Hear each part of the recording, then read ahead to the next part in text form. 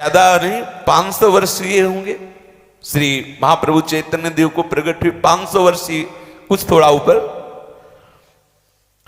प्रत्यक्ष देखा महापुरुषों ने, उन्होंने लिखा है उनका चरित्र, श्री हरिदास जी का।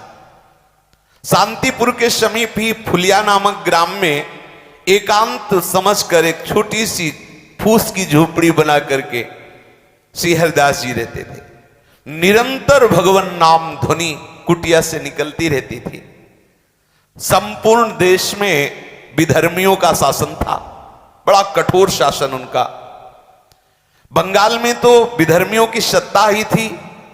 वो अपने धर्म पर अत्यधिक जोर देते थे कि हिंदू धर्म के अधिक से अधिक लोग इस धर्म को स्वीकार करें।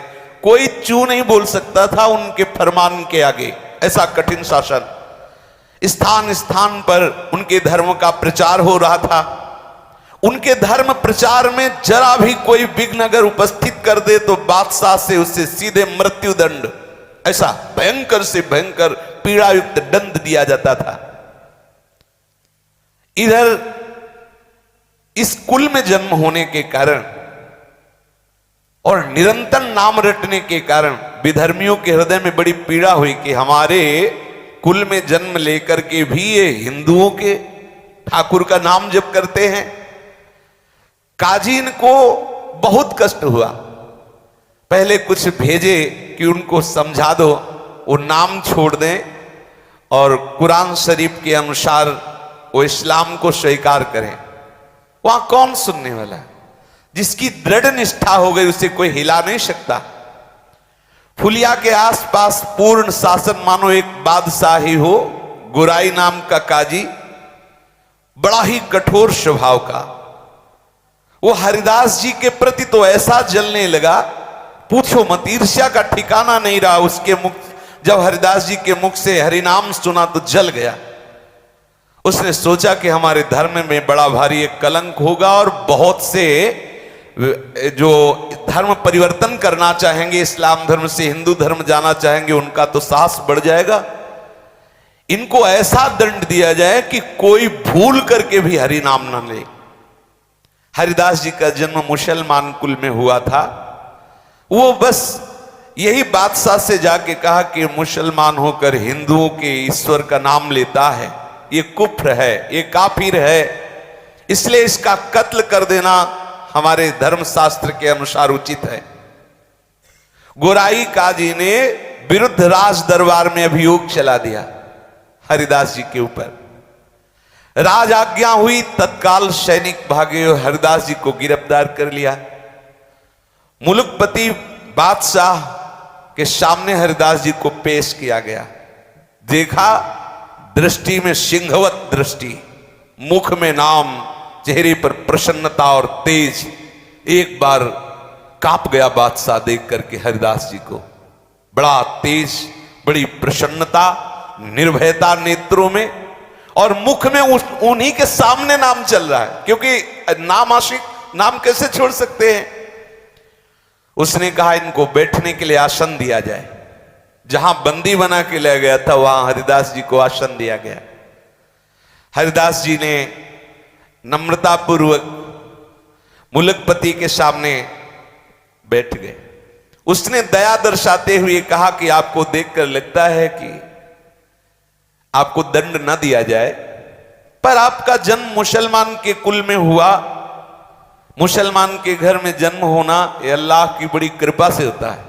बादशाह ने कहा, और तुम मुसलमान के यहां जन्म लेकर काफिरों का आचरण करते हो, जानते हो तुम्हें नरक मिलेगा, कभी मुक्ति नहीं मिलेगी, क्योंकि कुरान शरीफ के अनुसार चलने पर तुम्हें मुक्ति मिलेगी।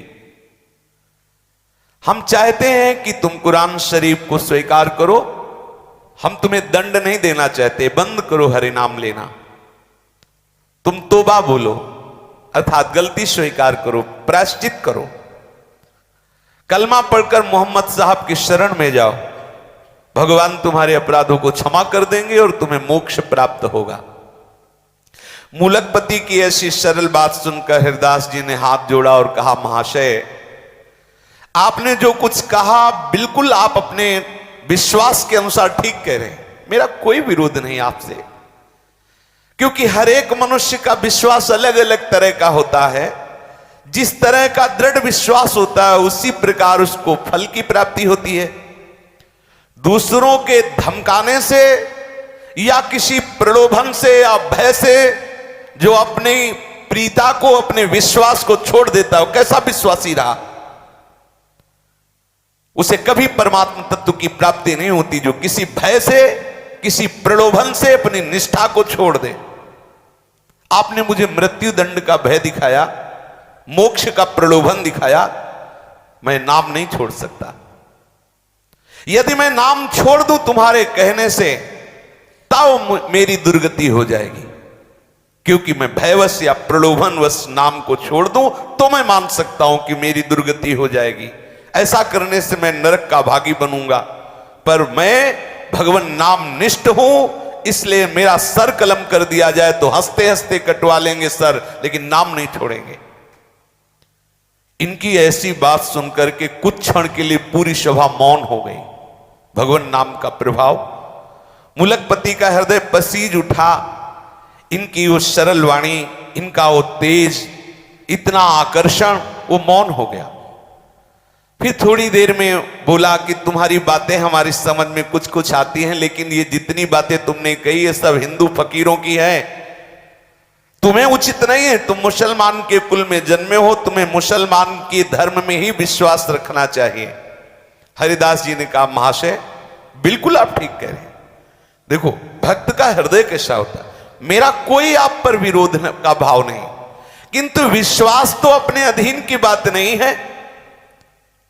पता नहीं हमारे ऊपर कैसे कृपा हो गई कि मुझे भगवान नाम पर विश्वास हो गया है। ऐसा भगवान नाम पर विश्वास नहीं कि किसी के कहने से छूट जाए या किसी भय से छूट जाए। कोई हिंदू ही बना रहे, इस पर आपका कोई जोर, कोई हिंदू मुसलमान बन जाए तो आपका कोई जोर चलेगा। मान लो कोई हिंदू बना है तो आप क्या करोगे? अगर कोई हिंदू मुसलमान बनना चाहता है तो आप उससे सहयोग करेंगे, रोकेंगे नहीं। अगर कोई मुसलमान हिंदू बन जाए तो क्या फर्क पड़ता है? अगर हिंदू मुसलमान बन सकता है तो मुसलमान भी हिंदू बन सकता है। श्री हरिदास जी ने सभा में ऐसा तर्क रखा। कोई हिंदू जब अपना विश्वास छोड़कर मुसलमान होने के लिए आता है तो आपने कभी उसे दंड दिया? आपके भयवश या आपके समझाने से कोई हिंदू धर्म का त्याग कर जब इस्लाम धर्म को स्वीकार करता है तो आप उसे क्या कभी दंड दिए कि तुझे अपने धर्म में रहना चाहिए? क्यों नहीं? उसे क्यों नहीं आपने शासन के द्वारा मजबूर किया कि वो अपने ही हिंदू धर्म में रहे? जब हिंदुओं को अपना धर्म छोड़कर इस्लाम धर्म में आने के लिए आप स्वतंत्र मानते हैं तो आपको यह भी स्वतंत्रता समझनी चाहिए कि कोई मुसलमान भी हिंदू धर्म को स्वीकार कर सकता है। फिर आप मुझे कलमा पढ़ने के लिए क्यों मजबूर करते हैं? इनकी ये बात सुनते ही न्यायाधीश चुप हो गया, कोई उत्तर नहीं। गोराई काजी ने देखा यहां तो मामला बिल्कुल उल्टा हो रहा, बादशाह चुप हो रहा, फिर क्या होगा? वो जोर से बोला कि ये सब बातें हमें नहीं सुननी, हमें इनकी ये दलीलें सुननी नहीं है, इन्हें दंड देना है। अगर इनके विरुद्ध कोई कार्रवाई नहीं हुई, ये काफिर है, तो आप समझ लो धर्म की बड़ी हानि हो जाएगी। अधर्म करने वालों को दंड देना हमारा कर्तव्य है। इसलिए बादशाह से कहा या तो एक कलमा पढ़ना स्वीकार करें या दंड भोगना, दोनों में एक ही पसंद कर लें, छूट देते हैं। बेचारा मुलकपति मजबूर था, इस्लाम धर्म के विरुद्ध कुछ कह नहीं सकता था, काजियों के विरुद्ध न्याय करने की उसमें हिम्मत नहीं थी। उसने गोराई काजी की बात का समर्थन करते हुए कहा कि या तो तुम कलमा पढ़ो और या दंड स्वीकार करो। हरिदास जी ने निर्भीक स्वर में कहा, महाशय मुझे जो कहना था मैंने एक बार कह दिया, भारी से भारी दंड भी हंसते हुए स्वीकार करूंगा, लेकिन हरि नाम नहीं छोड़ूंगा। कितनी बड़ी बात! यहां एकांत में बोल लेना अलग बात है, जब सामने दंड दाता विराजमान है, शासनकर्ता विराजमान है, और उस सभा में ऐसा बोलना बहुत बड़ी हिम्मत की बात है। कोई भी दंड मुझे अपने विश्वास और निष्ठा से विचलित नहीं कर सकता, ऐसा ठाकुर हरिदास जी ने कहा।